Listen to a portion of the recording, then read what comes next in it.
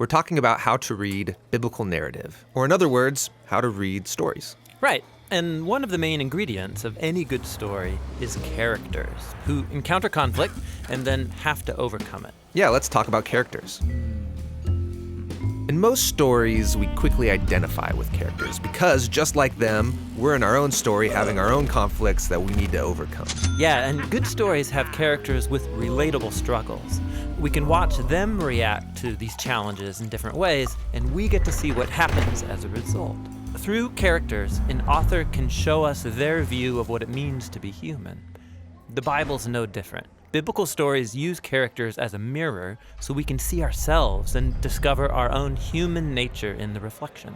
The thing about characters in the Bible is that they can be hard to relate to. I mean, often there's very little detail given about them. Yeah, biblical authors develop characters differently than modern narratives. They prefer to communicate a lot through minimal detail. For example, we rarely hear what people look like in the Bible, but when we do, it's crucially important for the story. Like we're told that Saul is tall and David was kind of a runt. And these become images of their moral character. Saul's height matches his love of status and power to impose authority, while David humbly accepts his low status and allows God to exalt and deliver him. So people's physical appearances are symbolic. Yeah, very often. Like Esau's hairy body fits his animal-like behavior, and Jacob's smooth skin matches his deceptive, slippery nature. What other clues do we get about biblical characters? Well, often people's names symbolize their role in the story. Abraham in Hebrew sounds like father of a multitude. Jacob means deceiver. Ruth means refreshment. And Saul, his name means the one asked for. He's the flawed king that the people requested.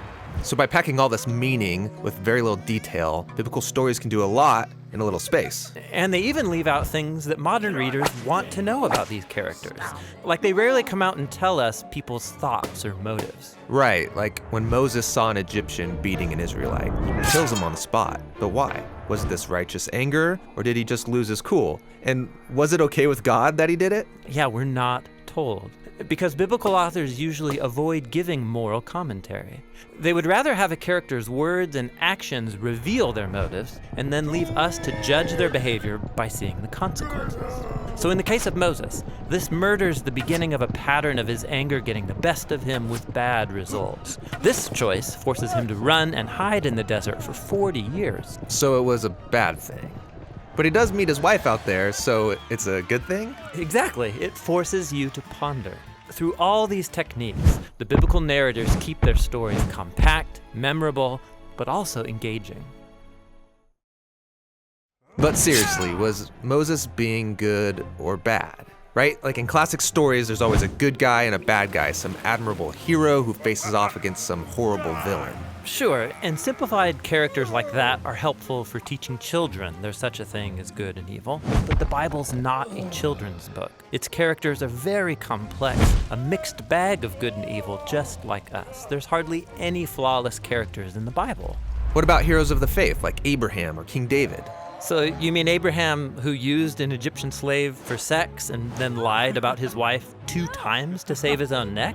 And David, the man after God's own heart, who sleeps with another man's wife and then murders him? These stories are anything but simplistic. They offer us realistic portraits of compromised people like ourselves. The real surprise is that God keeps working with them despite their failures. So, just because a person's called by God or wins a battle, becomes successful or wealthy, it doesn't mean the biblical author wants me to act like them. Right. It would actually be really dangerous to imitate most biblical characters. True. But there must be something admirable in biblical characters, something I can imitate. Absolutely. Pay attention, and you'll notice that most biblical stories highlight the moments when characters fail or come to the end of themselves, and then they choose radical trust in God's grace and wisdom. It's in these stories that the authors show us how to be a human who truly pleases God through humility and surrender. Yeah, the fact that God stays committed to biblical characters is a profound statement about the patience and love of God, who is also a character. Right. And by studying biblical characters, we can observe our own worst tendencies on display.